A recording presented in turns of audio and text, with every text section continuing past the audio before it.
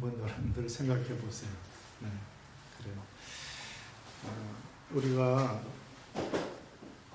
정부 방역 지침을 따라서 개인 위생도 철저히 하고 또 방역 지침도 우리가 지키면서 우리가 사회의 모범이 돼야 돼요.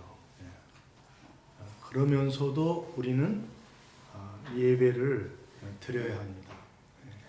가이사의 것은 가이사에게, 하나님의 것은 하나님에게. 우리가 가이사의 것, 현 정부의 그런 여러 가지 지침에 대해서 우리가 잘 따라야 돼요. 우리는 대한민국 국민이잖아요. 그런가 동시에 우리는 하나님의 것, 우리는 하늘나라의 시민이기 때문에 또 하나님의 것도 잘해야 돼요. 우리는 두 나라에 살고 있어요. 대한민국에 살고 있고 또 천국이 우리가 장차 갈 고향이에요. 그러세요. 그런데 여러분들이 하나님의 나라가 더 커요. 우리 하나님은 만왕의 왕이시라 바이든도 당선케 하고 또 우리 문재인 대통령도 세우고 그들 중에 왕이시거든요. 그래서 우리가 세상 나라인 대한민국의 지침도 잘 따라야 돼요. 우리가 모범이 돼야 돼요. 이곳에서 그럼에도 불구하고 우리는 하나님 나라의 왕의 명령을 우리가 또 잘 따라야 돼요. 지금 영과 진리로 예배하는 자들을 찾고 계시거든요. 지금도. 그리고 우리가 구원받았으면은 제일 먼저 구원받은 자로서의 마땅한 본분이 우리의 몸을 산제물로 드리는 영적 예배를 드리는 것이 가장 우선적이기 때문에 우리를 이 땅에 태어나게 창조할 때부터 목적이 하나님을 찬양하고 하나님께 예배하게 하기 위해서 이 땅에 태어나게 하신 거예요. 그래서 그 명령을 우리가 또 따라야 돼요. 그래서 우리는 이렇게 하면 됩니다. 개인 위생과 방역 지침을 철저히 지키는 가운데 우리가 예배를 정성껏 드리도록 하는 게 지혜인 줄로 믿습니다. 우리가 코로나19 이 재앙이 왜 우리에게 하나님이 허락하시나를 알아야 돼요. 우리는 그런 것도 모르고 그냥 눈앞에 있는 것만 해서 그냥 어떻게 이렇게 하면 안 돼요. 자, 엄마가 동생들하고 자꾸 싸우니까 이제 때려서 회초리를 들었어요. 저의 경우밖에 저는 예를 들 수가 없어서 제가 장남이니까 맨날 이제 그런 것 때문에 이제 제가 좀 매도 맞고 그랬는데 이제 회초리를 들었어요. 그럼 얼른 깨닫고 아유 어머니 제가 동생들하고 사이좋게 잘 놀겠습니다 하고 잘못을 회개하고 돌이키겠습니다. 그럼 더 이상 매를 때리지 아니하시고 회초리를 꺾어버리시고 매를 거두시는 거예요. 근데 매 맞을 때는 오른쪽으로 때리면 왼쪽으로 피하자. 두꺼운 옷을 입음으로 덜 아프게 하자. 딴 엉뚱한 생각으로 우리가 이렇게 하면 안 돼요. 그 본질을 알아야 돼요. 본질. 왜 나를 때리시나 이걸 얼른 알아가지고 얼른 그분의 마음을 알아가지고 우리가 빨리 돌이켜야 되는데 그거는 안 하고 그냥 현상적인 것만 어떻게 피할 것인가, 어떻게 안 아프게 할 것인가 이것만 따지면 안 돼요. 지금 의료진들이나 방역팀들, 공무원들 수고 많아요. 우리가 인간이 할 수 있는 거는 최대한 해야 돼요. 그런데 왜 제가 예배드리고 기도하자고 하냐면은 그들의 수고가 헛되지 않게 하기 위해서 그런 거예요. 헛되지 않게 위해서.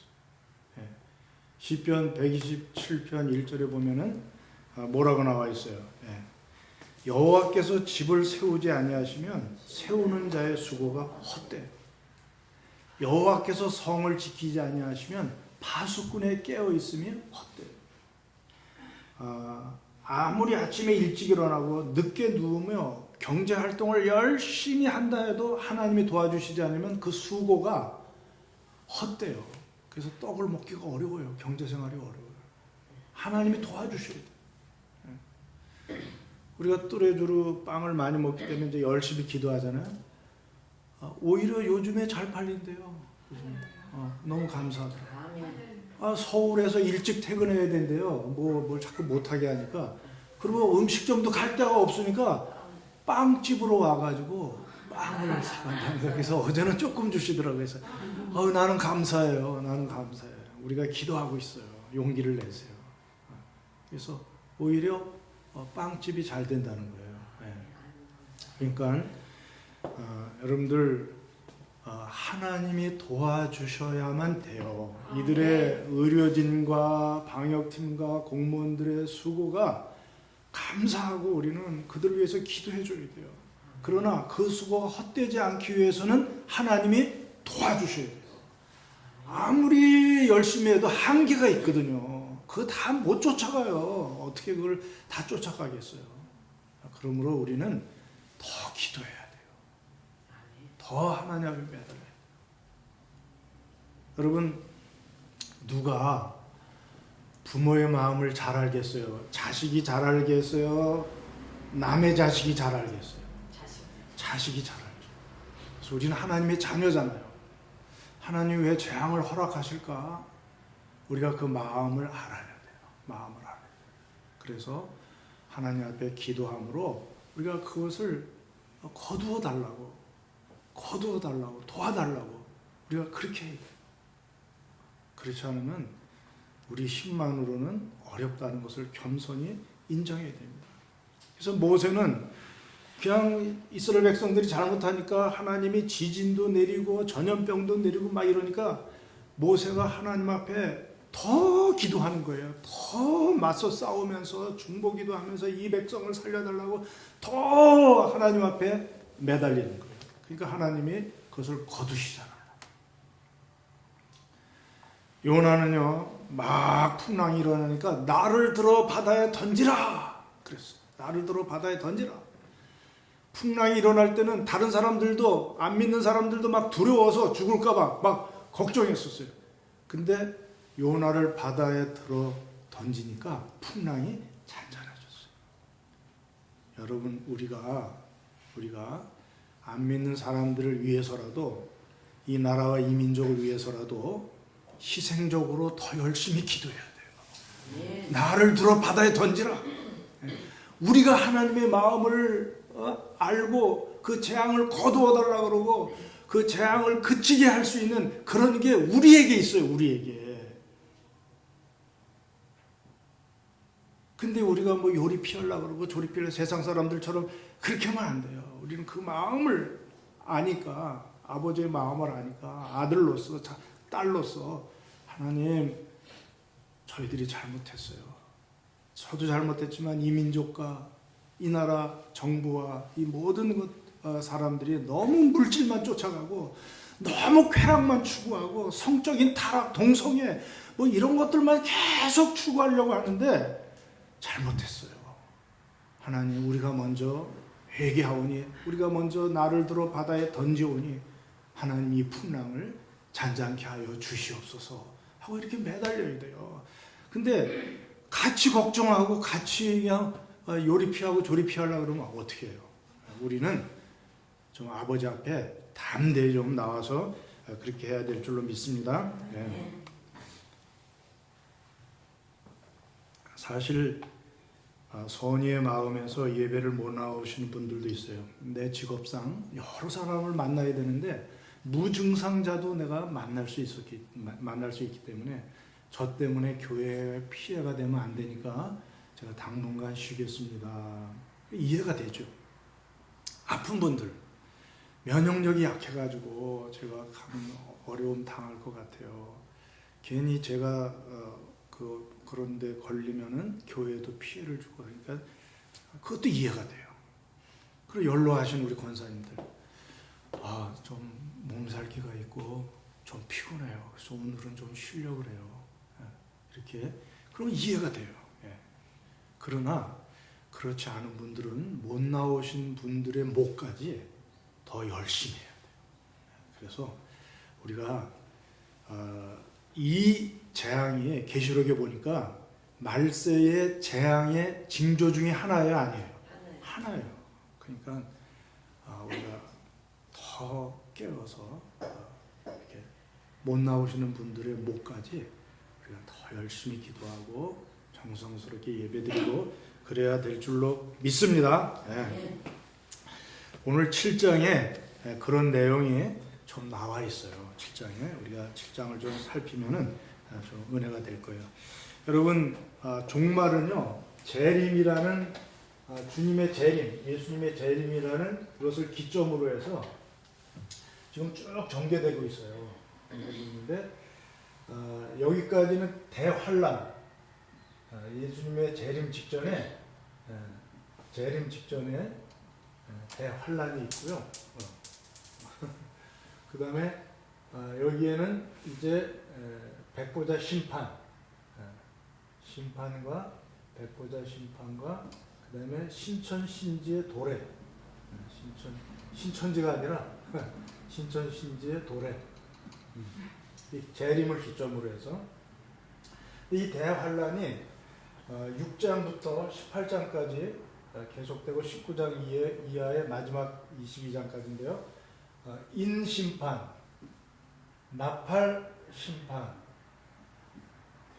대접심판, 이렇게 시리즈로 3대 3가지죠. 3대 7중으로 한 번에 7개씩 이렇게 심판이 재앙을 통한 심판이 일어나기 때문에 이것을 미리 우리들에게 보여주는 거예요. 그래서 여러분들이 여기를 잘 깨달으면은 지금이 어디쯤 왔다, 지금이 얼만큼 진행되고 있다, 이런 것들이 깨달아질 수 있고요. 더 경각심을 가지고 우리가 더 열심히 신앙생활을 하게 되는 것입니다. 근데 이 인심판이나 나팔심판이나 대접심판은 각각 자기 나름대로의 완전성을 가지고 있어요. 그래서 심판이 시작되는 재앙 시작서부터 끝까지, 인도 여기서부터 여기까지를 다 말하고 있어요. 그 나팔도 초기도 나오고 끝도 나와요. 대접도 마찬가지야. 각각이 종말을 전체를 다 이야기하지만 그럼에도 불구하고 유기적인 연관성을 가지고 점진적으로 점점 더 강하게 진행돼요. 4분의 1 멸망, 여기서는 3분의 1, 그리고 여기서는 전부, 이런 식으로 각각이 나름대로 전체 종말을 이야기하면서도 유기적인 연관성을 가지고 나름대로 점진적인 그런 강도가 점점 세지고 있어요. 그래서 인심판에도 마지막을 얘기할 수 있어요. 마지막이 나올 수 있고, 나팔에서도 처음도 나올 수 있어요. 그럼에도 불구하고 이 시리즈가 점진적으로 이렇게 강도가 점점 강해진다는 사실 여러분들 아셔야 되겠습니다.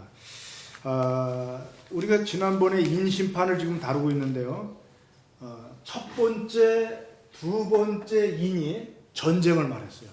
큰 세계대전이나 민족끼리의 국지전, 이런 전쟁에 대해서 말했고, 또 기근, 경제 문제, 인플레이션. 그래서 갑자기 물가가 비싸지고 막 살기가 어려워지는 그런 것들. 그 다음에 전염병이었어요. 전염병으로 인하여서 우리가 그렇게 어려운 가운데 있었어요. 그 다음에 그 다섯째 인을 떼니까 순교자들이 하나님 앞에 신원하는 그 모습을 우리가 보았죠. 그 다음에 여섯째 인을 떼는 거예요. 여섯째 인을 떼니까 자연 모든 현상들이 약해지는 거예요. 그래서 밝은 태양이 어두워지는 거예요. 꼬매지고 상복 입은 것처럼, 태양에다 상복을 뒤집어 씌운 것처럼 그렇게 거뭇거뭇해지고, 또 달이 붉은 피처럼 되는 거예요. 달이 붉은 피처럼 되고 별들이 무화과 나무가 설익어서 태풍에 두두두두둑 떨어지듯이 별들이 우수수 떨어지는 이런 현상들이 있고, 하늘이 두루마리처럼 말려서 뚜루루루 말려가지고 떠나가고 산과 섬들, 이 지진으로 인해서, 큰 지진으로 인해서 산과 섬들이 막 옮겨다녀. 분명히 홍도가 여기 있었는데 없어지고 저쪽 그냥 동해바다 쪽에 홍도가 나타난다든지 막 이렇게 막 섬이 막 움직이고 막 이러는 거예요. 그래서 우리가 지지 기반을 두고 살았던 땅이 더 이상 우리를 지지해 주질 않는 거예요. 막 쪼개지고 막 갈라지고 터지고. 그 다음에 하늘의 태양이 제 역할을 못해요. 막 추워 깜깜해 낮에도.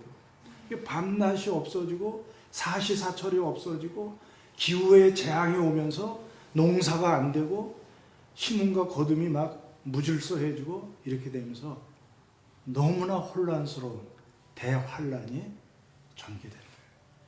특히 자연만물 태양이 검어지고 달이 뻘거지고 막 별들이 떨어지는 것은 아주 재림에 임박했을 때, 그러니까 인심판에서 6째니까 거의 마지막과도 보여주는 거죠. 이랬을 때 이제야 주님이 재림하시나 보다, 우리가 이렇게 알 수 있을 정도로. 아직까지 거기까지 온 것 같지는 않은데 하여튼 모르겠어요. 그거는 뭐 우리 생각이지만은 하여튼 자연 만물이 막 이렇게 되는 때까지 왔습니다.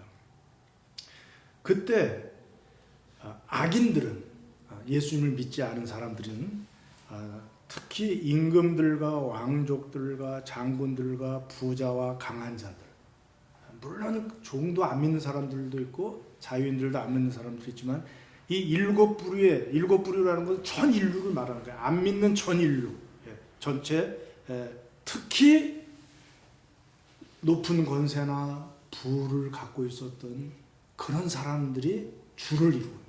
5번이 다 그 임금, 왕족, 장군, 부, 강한 자들, 특히 로마에서 많은 기독교인들을 죽인 자리에 있던 그런 주모자들, 이런 사람들이 산아 나를 가려라, 바위야 나를 가려라 하면서 바위 틈에 숨어서 굴 속에 숨어가지고 하나님과 어린 양 예수님의 진노를 피하려고 막 숨으려고 아담이 막 숨듯이, 그 모습이 창세기의 모습이 계시록에도 그대로 나타나는 이런 모습을 우리가 보게 되는 것입니다.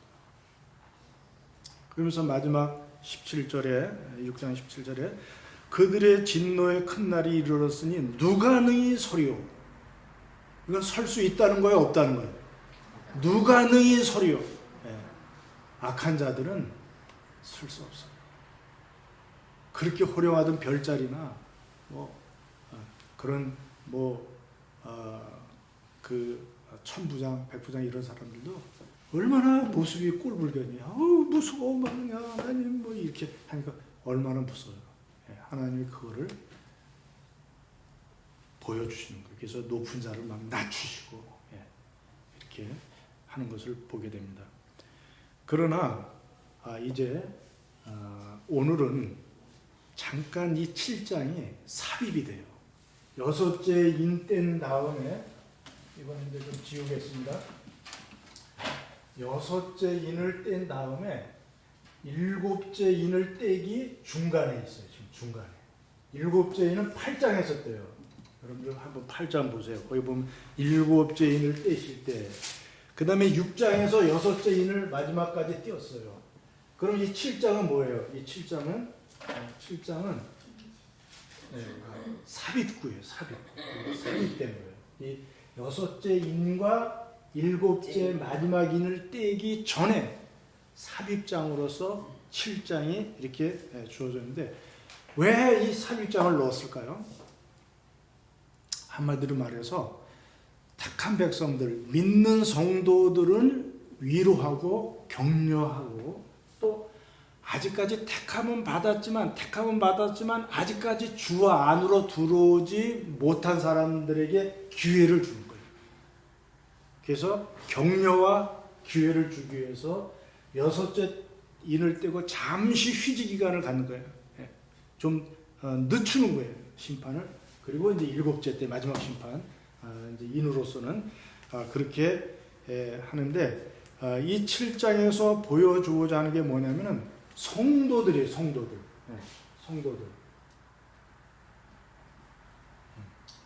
교회죠, 한마디로. 그러니까는 순교자들은 하나님 보좌 앞에 있어, 안식하고 있어요. 잠시 쉬고 있어요. 그 다음에 악한 자들은 지금 막 대환란으로 막 그냥 바위야 나를 가려라, 막 산아 나를 가려라 그러고 있어요. 그런 와중에서 성도들은 어떻게 될 것이냐? 코로나19 상황에서 성도들은 어떻게 될 것이냐? 이 문제에 대해서 답을 주려고 지금 사도 요한이 지금 이 부분을 기록하고 있는 거예요. 하나님께서 이 부분을 여지를 좀 남겨놓고 있는 건데요. 특별히 사도 요한은요, 이 편지를 쓸 때, 요한계시록이라는 이 편지를 쓸 때 그 당시에 로마 정권으로부터 핍박당하는 성도들을 위로하기 위해서 쓰는 것이 1차 목적이에요. 그들이 화형을 당하고 굶주린 사자밥이 되면서 그 직장에서 잘리고 기독교인이라고 불이익을 당하면서 그들이 환난과 곤고와 기근과 위험과 칼, 적신 이런 어려운 일들을 그들이 당하면서 도살장에 끌려가는 양처럼 늘 불안한 가운데 기독교인들이 살아가는 그 기독교인들을, 성도들을 위로하기 위해서, 그들이 끝까지 믿음을 지키면서 숨어 다니고 카타콤에서 땅굴에서 숨어서 이렇게 신앙을 지키는 그들을 위로하기 위해서 이 요한계시록을 1차적으로 쓴 거고요. 2차적으로는 종말에 우리같이 코로나19 재앙 가운데 이런 별이 떨어지고 막 흑암이 되고 막 이렇게 어려운 가운데 처할 말세의 성도들을 위한 게 2차적이에요. 그러니까는 1차는 그 당시에 성도들을 위로하고 그들을 격려하면서 믿음을 끝까지 지키면서 그 환난 가운데서도 반드시 승리하게 해주시고 그들을 이기게 해주신다는 그 약속을 주시기 위해서 이 말씀을 기록했고, 특히 3장, 이 7장을 중간에 넣은 거예요. 자, 누가 능히 서리요? 악한 자들은 쓸 수가 없었어요. 근데 우리 택한 백성들은 이렇게 말해야 돼요. 우리가 설 수 있습니다. 이렇게 말해야 돼요. 누가 능히 서리요? 이 부가 의문문은 사실은 부정적인 대답이 나올 수밖에 없는데, 그러나 우리는 7장을 들어서면서 답인데, 7장이 답인데, 6장 17절 마지막 질문의 답이 7장인데, 이 7장에서 우리는 설 수 있습니다. 이렇게 얘기해요. 코로나19 재앙 가운데 누가 이 재앙을 이기려? 믿는 우리는 이길 수 있습니다. 이렇게 여러분들이 말할 수 있어야 됩니다. 자, 끝까지 그들은 보존이 안 되지만, 악한 자들은 지옥 멸망으로 떨어지고 보존이 안 되지만, 우리는 끝까지 보존합니다. 끝까지 보존해서 1절부터 8절까지는 땅의 성도들의 상황을 보여주고 있고, 9절부터 마지막 17절까지는 하늘에, 그 땅에서 끝까지 믿음을 지킨 성도들이 하늘에서 나타나는 거예요. 아멘. 그래서 하늘에 가보니까 거기 다들 계셔. 주기철 목사님도 거기, 손양원 목사님도 거기 계시고, 땅에서는 돌아가셨는데. 그래서 땅에서 1절부터 8절까지는 땅에서의 성도들의 상황, 땅에서의 모습이 있고, 이것이 9절부터 17절까지 하늘에서의 모습을 연결시키면서 확실하게 이들은 천국에 갔느니라, 승리자가 되었느니라, 이들은 최종 이기는 자가 되었다라고 그렇게 보여주기 위해서 오늘 두 개의 장면으로 우리에게 보여주는데, 그 장면을 볼 때마다 이렇게 말해요. 2일 후에 내가 보니, 또 9절에도 2일 후에 내가 보니, 그 연결부로 새로운 두 장면을 우리들에게 보여주고 있는 거예요. 자, 첫 장면을 한번 먼저 이제 1절부터 시작해 봅시다. 네 천사가 바람을 붙들고 있어요. 지금 바람, 재앙의 바람이에요. 재앙의 바람을 지금 붙잡고 있어요. 보세요. 이후에 내가 보니 네 천사가 땅 네모퉁이에서, 이 땅 네모퉁이는 동서남북 꼭 그것만 말하는 게 아니라 세상 전부에서 불어닥치는 그러한 사방의 바람을 붙잡아 바람으로 하여금 땅에나 바다에나 각종 나무에 불지 못하게 하더라. 이렇게 지금 붙들고 있어요. 붙들고 있는 가운데 또 다른 천사가 나타났어요. 또 다른 천사가 나타나가지고 큰 소리로 여기 보니까 큰 소리가 가끔 나와요. 큰 소리로 외칩니다. 그 외치는데 9절에 잠깐 먼저 봤다가 3절에 먼저 봤다가 2절로 내려오겠습니다. 자, 우리가 우리 하나님의 종들의 이마에 인치기까지, 종들의 이마에다가 여기다가 인치기까지 땅이나 바다나 나무들을 해하지 말라. 나중에 나온 천사가 더 권세가 더 있는 거예요. 더 권위가 있는. 근데 그들은 2절로 다시 내려갑시다. 그는 다른 천사, 또 다른 천사는 살아계신 하나님의 도장을, 인을 가지고 해 돋는 데로부터 올라와서 땅과 바다를 해롭게 할 권세를 받은 네 천사를 향하여서 명령하는 거예요. 붙잡고 있어라. 재앙의 바람을 불지 말아라. 당분간 도장을 다 찍을 때까지, 택한 백성들의 이마에 도장을 다 찍을 때까지 잠시 재앙을 멈추어라. 이렇게 명령했는데 해 돋는 데서부터 올라왔다는 것은, 이것은 하나님의 보호자로부터 직접 나온 권세 있는 천사예요. 직접 나온 권세 있는 천사. 그래서 여러분들 그 말라기에 보면 공의로운 해가 떠올라서 치료의 광선을 발하자 외양간의 소가 나와서 송아지가 나와서 뛰노는 것 같이 치료가 되었다. 그렇게 이제 말하는데, 그 정의로운 해가 떠올라서 치료의 광선을 발한다. 이거 예수님을 말하는 거예요. 예수님 이제 이 땅에 빛으로 오셔가지고 회복하는 그런 것을 이제 말라기가 내다보고 구약을 마치는 거거든요. 그 이제 400년 후에 그 내용이 이제 신약에서 전개되는 건데, 의로운 해가 예수님이 떠올라서 이제 그렇게 하는 건데, 해 돋는 데서로부터 성전의 문도 동문으로 들어가요. 이 동쪽, 해 돋는 데서부터. 이거는 하나님의 보좌로부터 나왔다고 볼 수 있는데, 이 천사가 다른 천사들에게 잠깐 멈추라 그런 거예요. 여러분, 천사론이 상당히 어려워요. 천사론이 또 있어요. 성령론, 기독론, 이렇게 도죠. 그냥 성경에 나온 것만 봅시다. 불을 다스리는 천사가 계시록에 나와요. 계시록 14장 18절. 계시록 14장 18절. 누가 찾았으면 한번 읽어주시고. 물을 다스리는 저희 천사가 나와요. 계시록 16장 5절. 16장 5절요? 네, 16장 5절은 물, 14장 18절은 불. 또 불을 다스리는 다른 천사가 그렇죠. 부터 나와 예리한 낯가진 자를 그 다음에 향하여 16장 5절. 내가 물은 당신 내가 들으니 물을 차지한 천사가 이르되. 그래요. 그래서 천사들이 각각 이렇게 했는데, 지금은 바람을 잡고 있는 천사예요. 바람. 근데 바람과 물과 불은 다 하나님의 심판의 도구예요, 사실은. 그래서 그거를 수중두는 천사들이에요. 그래서 지금 막 산불이 많이 일어나잖아요. 저기 캘리포니아 북쪽 그런데 많이 일어나는데, 그 다 불을 다스려서 홍수 많이 일어나요, 안 일어나요? 그것도 그렇고 태풍, 바람, 태풍이 지금 바람이에요. 오늘은 바람을 붙들고 있는 천사가 지금 딱 네 천사가 지금 바람을 붙들고 있는데, 멈추어라!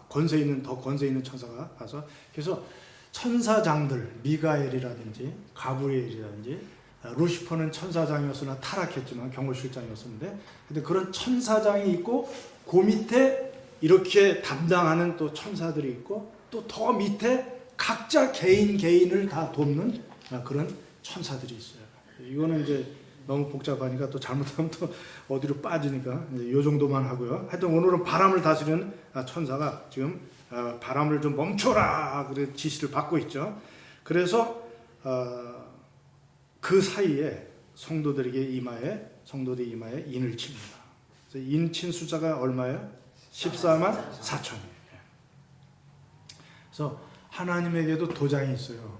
물론 상징적인 거지만 어인을 찍었다. 임금에게도 도장이 있어요, 없어요? 옥새가 있고 또 반지 도장도 있어요. 그래서 반지를 요셉에게 주고 반지를 모르드게에게 주고 뭐 이렇게 도장을 찍어서 한번 찍으면 이제 변개치 못한다 이렇게 하는데 하나님에게도 도장이 있는데 그 이마에 찍는 거예요. 근데 사탄도 있어요, 사탄. 그래서 한번 이것도 한번 살펴볼까요? 자, 하나님의 도장을 찍는 것은 계시록 9장 4절. 9장 4절 누가 읽어주세요? 9장 4절. 그들에게 이르시되 땅에 풀이나 푸른 것이나 각종 수목은 해하지 말고 오직 이마에 하나님의 인침을 받지 아니한 사람들만 해하라 하시더라. 인침을 받은 사람은 해하지 말라. 마치 고센 땅에서 출애굽 때 막 재앙이 일어날 때 이스라엘 백성들이 있던 고센 땅에는 어느 재앙부터 일어나지 않았죠. 가축 전염병 그 다음부터 일어나지 않았는데 그런 식으로 하나님의 특별히 하나님의 도장을 받은 사람들은 이 대환란 가운데서도 보호해 주셔서 천국까지 안착할 수 있도록 이끌어 주시는 줄로 믿습니다. 여러분들 염려하지 마세요. 안 걸린다는 게 아니라 하여튼 두려워 떨지 마시고요. 걸려도 낳게 하시고 하여간 이 재앙에서 반드시 이기게 해주시니까 자주간 개인 위생 철저히 지키고 방역수칙 따르고 노력하고 그러면 돼요. 그 이상 너무 걱정하거나 근심할 필요 없어요. 그리고 14장 1절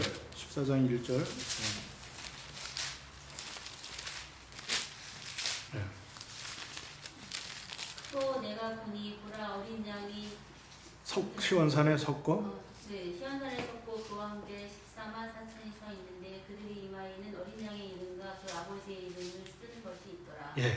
도장이 딱 찍힌 거죠. 근데 사탄도요. 계시록 13장 16절. 13장 16절. 이 사탄 이놈도 도장을 찍고 다녀요. 그가 모든 자, 곧 작은 자나 큰 자나 부자나 가난한 자나 자유인이나 종들에게 그 오른손이나 이마에 표를 받게 하고. 그가 사탄이에요. 앞에 그 15절에 보면 그 건설을 받아 짐승의 우상에 생기를 줘 짐승의 우상으로 쭉 그놈들이 그러니까 그 14장 9절 또 다른 천사고 셋째가 그들을 따라 큰 음성으로 이르되 만일 누구든지 짐승과 그의 우상에게 경배하고 이마에나 손에 표를 받으면 그렇죠. 또 거기다 받으면 안 돼요. 16장 2절 이건 대접 심판이에요. 아까는 나팔 심판. 천사가 가서 그 대접을 땅에 쏟음에 짐승의 표를 받은 사람들과 그 우상에게 경배하는 자들에게 악하고 독한 종기가 짐승의 표를 그들이 받았고요. 뭐 19장 20절 20장 4절 쭉 사탄이 인치는 게 더 많이 나와요. 자기 숫자적으로. 하여간 종말에는 말세에는 하나님의 인을 받은 자들과 사탄의 인을 받은 자들로 나눠질 수 있어요. 이들은 극명한 대조를 이루는데 천국 영생 아니면 지옥 멸망이에요. 그래서 여러분들이 마음의 할례, 내 마음에 예수 그리스도를 분명히 믿은 증거, 그 예수님으로 인하여서 내가 예수님의 소유가 된 인침받은 그런 확신이 우리 가운데 있어야 돼요. 아멘. 이게 사탄이 이렇게 해가지고 희한하게 그 이단에 빠지고 막 거기에 쫓아다니고 이상한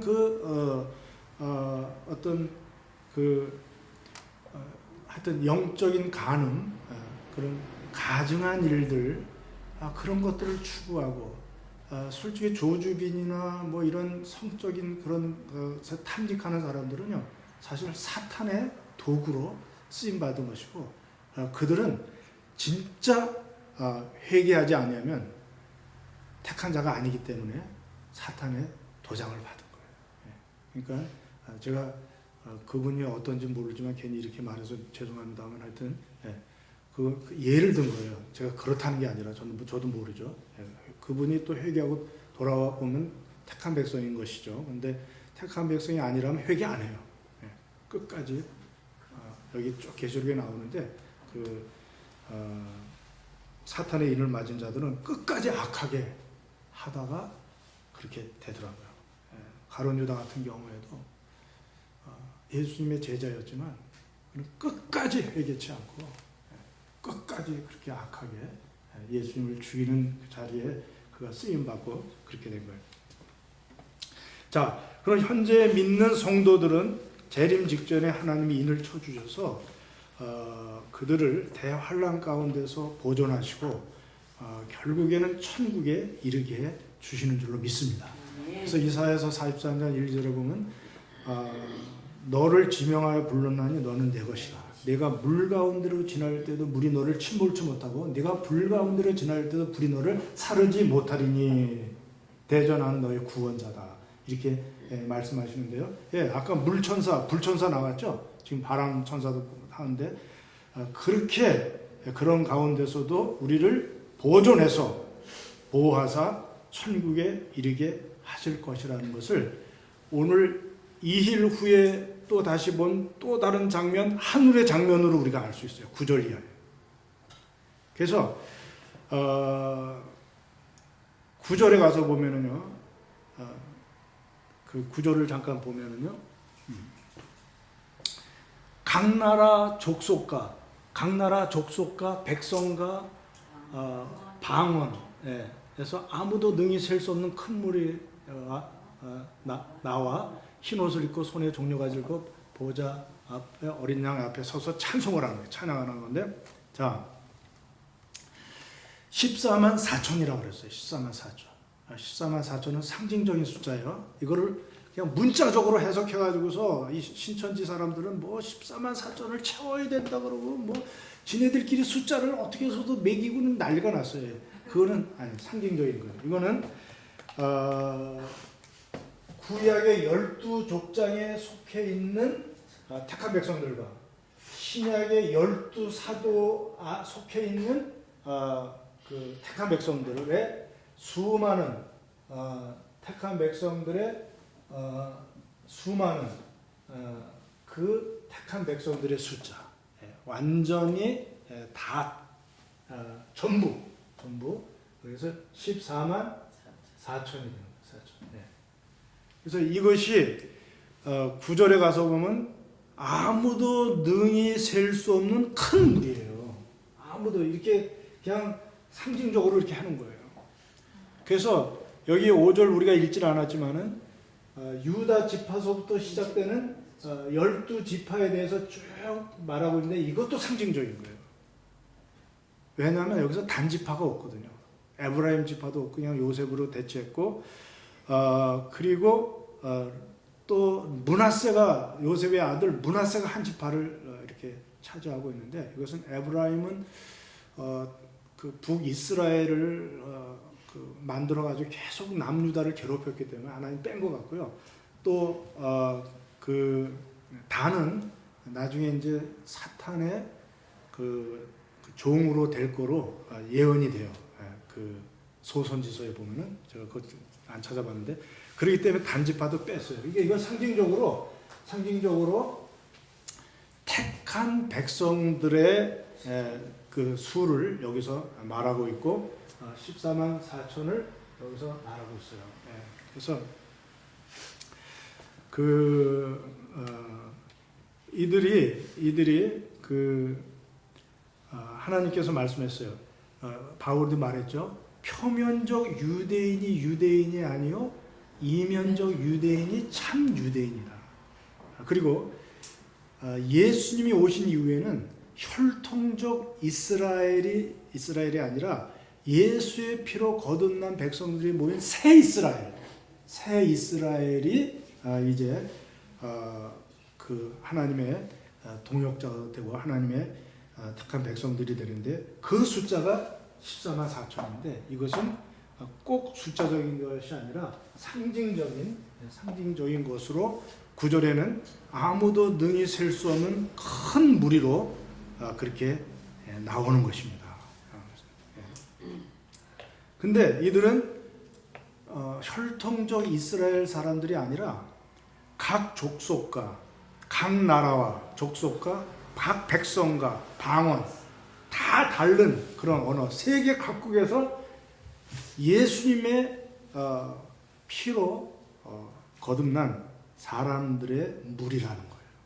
이스라엘 앞에 족보를 이렇게 볼 때는 그 지파별로 이렇게 할 때는 또 유다 지파 맨 앞에서 예수 그리스도가 거기서 나왔기 때문에 이제 거기서부터 출발해서 한 이거는 상징적이라는 거예요. 그것이 왜냐하면 하늘나라에 가보니까 이스라엘 사람들만 구원받아 있는 게 아니라 각 나라와 족속과 백성과 방언에서 아무도 능히 셀 수 없는 큰 무리가 여기서 나왔단 말이에요. 근데 이들이 흰옷을 입고 있어요. 흰옷을 입고 손에 종려 가지를 가지고 이렇게 찬양을 하는데, 자, 그 흰옷을 입은 사람은 누구예요? 13절에 가서 보니까 답이 나오는데 장로 중에 하나가 물어보는 거예요. 그 사도 요한에게. 근데 사실은 사도 요한이 생각할 때 자기에게 질문을 한다는 것은 알고 있는 장로가 자기에게 질문하는 방식으로 해서 설명해 주려고 하는 거예요. 이 흰옷 입은 자들이 누구면 또 어디서 왔느냐 하고 물어보는 거예요. 그러니까 14절에 요한이 말하기를 내 주여 당신이 아시나이다 하니 그가 이르되 큰 환난에서 나오는 자들인데 어린 양의 피에 그 옷을 씻어 희게 하였느니라. 자, 흰옷은 어떻게 희게 됐죠? 예수님의 피로 씻어서 희게 된 거예요. 그것은 예수님으로 거듭났다는 뜻이에요. 여러분들 여기서 피라고 말할 때 여러분들이 너무 가볍게 생각하지 마세요. 그냥 뭐 피 검사하기 위해서 조금 한 방울 흘린 그런 게 아니라 전부 예수님의 피 전부를 흘린 거예요. 전부. 그냥 처절하게 다 만신창이 되어서 찢어져서 모든 피가 다 쏟아져서 생명을 다한 그 피로 우리를 깨끗게 해주신 거예요. 모든 죄에서. 그래서 우리가 흰옷을 입었다는 것은 정말 주님의 피로 새로 거듭난 그런 사람으로서 택한 백성으로서 우리가 천국에 들어와 있는 것이고요. 또한 큰 환난에서 나왔다 그랬어요. 큰 환난에서. 그래서 여러분 모든 성도들은 천국에 간 모든 성도들은요 큰 환난으로부터 나왔어요. 순교자들도 그 어려운 가운데서 이미 하나님의 보좌 앞에서 있지만 거듭난 우리 성도들도 구원받은 성도들도요 그렇게 쉽게 구원받은 게 아니에요. 여러분. 그래서 그들이 큰 환난에서 특히 로마에서는요 화형당하거나 굶주린 사자밥이 되거나 그런 가운데서 죽임을 당한 가운데서 그들이 천국에 왔기 때문에 큰 환난 가운데서 그들이 나온 거예요. 여러분 믿음 생활 제대로 하려면 요즘에도 환난이 있어요, 없어요? 있어요. 네. 너희들이 제대로 믿음 생활 하려면 환난이 반드시 우리에게 오게 돼 있어요. 여러분 환난 없어요?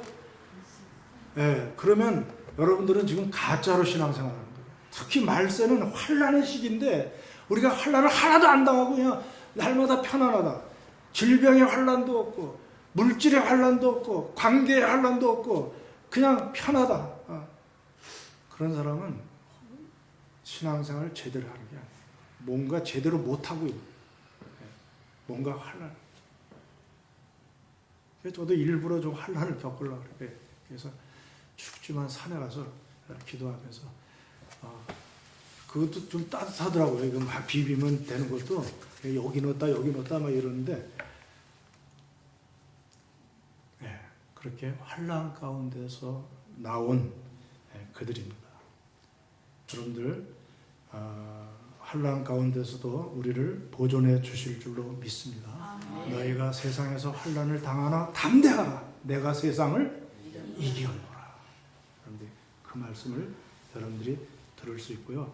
어떤 가운데서도 어떤 환난, 어떤 핍박이나 어떤 자연재해나 어떤 질병이나 어떤 사고나 어떤 어떤 고난 가운데서도 환난 가운데서도 반드시 우리를 구원하여서 천국에 이르게 하실 것을 이 천국의 교회 천국의 그 예배 이 장면을 통해서 우리에게 보여줬듯이 우리는 구원받을 수 있다는 사실을 여러분들이 기억하시면서 끝까지 믿음을 지키시기 바랍니다. 변개하지 말고 영적인 간음 저지르지 말고 정절을 끝까지 지키면서 어떤 환난이 와도 하나님 이 믿음을 지키겠습니다.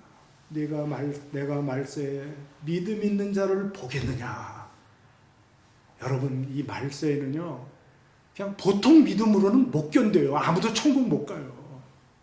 비상한 각오를 가진 믿음을 가져야 돼요. 예? 그 200만이 출발했지만 여호수아와 갈렙만 가나안에 들어갔잖아요. 그들이 끝까지 믿음을 지켜서 가나안에 들어갈 수 있었어요. 여러분 우리가 이 말세에 너무 편하게 신앙생활 하려고 하지 말고 정말 나를 따라오던 자기를 부인하고 자기 십자가를 지고 따라오라 그랬지 나를 따라오거든 항상 보호하니까 그냥 룰루랄라 하고 따라오라 그런 적이 없어요.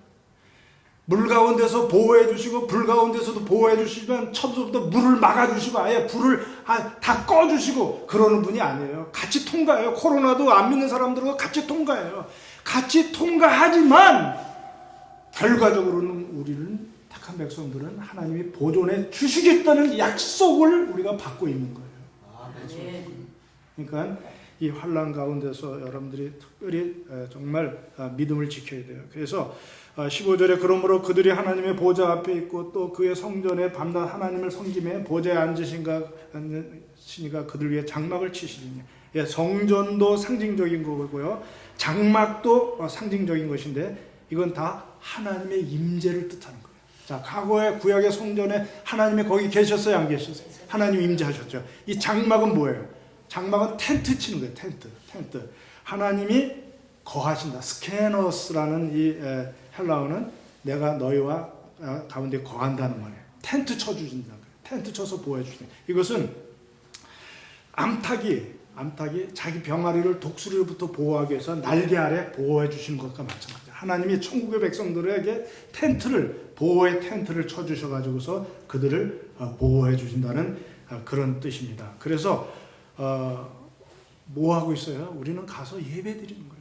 찬송하는 거예요. 여기 보세요. 18절에 큰 소리로 외쳐가로되 그 흰옷 입은 자들이 종려가지를 들고 종려가지는 뭐예요? 승리자를 환영하는 거예요. 예수님이 예루살렘 입성할 때 종려가지 들었어요? 안 들었어요? 호산나 호산나 다윗의 자손이여 하면서 그런 종려가지를 들고 찬송 부르는 게 구원하심이 보좌에 앉으신 우리 하나님과 어린 양께 있도다.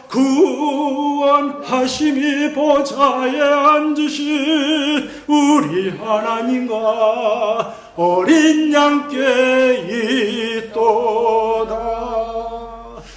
여러분 정말 하나님 앞에서 이런 찬양 불렀으면 좋겠어요. 예배드렸으면 좋겠어요. 그러니까 천사들도 따라요. 11절에 모든 천사가 보좌와 장로들과 내 생물 주위에 있다가 보좌 앞에 엎드려 얼굴을 대고 하나님께 다 찬송해. 아멘. 찬송과 영광과 지혜와 감사 존귀와 권능과 힘이 우리 하나님께 있도다 하면서 다 승리자의 찬양들이에요. 그들이 환난에서 겪은 그들이에요. 그래서 16절에 그들은 다시 줄이지도 아니하며 목마르지도 아니하고 해나 아무 뜨거운 기운이 상하지도 않고. 이거는 뭐예요? 구약의 광야에서 햇빛으로 뜨거웠고 힘들었던 것들을 다 상징하고 또 줄이고 목마른 거는 로마의 핍박, 그런 핍박으로 인해서 못 먹고 막 목마르고 막 그런 상황 가운데 반대 상황이 천국에서 주어지는 거예요. 왜? 누구로 인하여서? 우리 하나님 주님으로 인해서. 특별히 17절에 우리 주님이 보호자 가운데 계신 어린 양이 우리의 목자가 되어 주셔서 우리를 생명수 샘으로 인도해 주실 줄로 믿습니다. 그리고 우리 눈에 눈물을 닦아 주신다 그랬어요. 여러분들의 눈물을 닦아 주십니다. 위로하시고 승리에 입성하는 우리를 환영하는 뜻이 있어요. 눈물을 닦아 주시고. 그리고 우리를 생명수 샘으로 늘 갈증이에요. 어디가 길이요? 내가 어떻게 살아야 만족을 얻고 맨날 갈증에 인생의 갈증에 시달리는 우리에게 그냥 만족하게 생명수 샘으로 충만한 만족으로 인생의 만족을 얻도록 우리를 인도하시는 목자 여호와는 나의 목자시니 내가 부족함이 없으리라. 그가 푸른 초장에 또 쉴만한 물가로 우리를 인도해 주시는 우리 주님은 누구예요? 하나님의 보좌 앞에 일찍 죽임당하신 어린 양. 누구 때문에? 우리 때문에. 자, 그 주님이 앞에 있는데 그 주님에게 찬양하는 거예요. 우리를 구원하신 분은 당신입니다. 우리를 구원하신 분은 당신입니다. 구원하심이 보좌에 앉으신 성부와 우리 어린 양께 있도다 하면서 찬양하니까 예수님도 기쁠까요? 안 기쁠까요? 그래, 내가 이 맛에 십자가를 졌지. 내가 너희들에게 이런 찬양을 받을 때 내가 얼마나 기쁜지 몰라.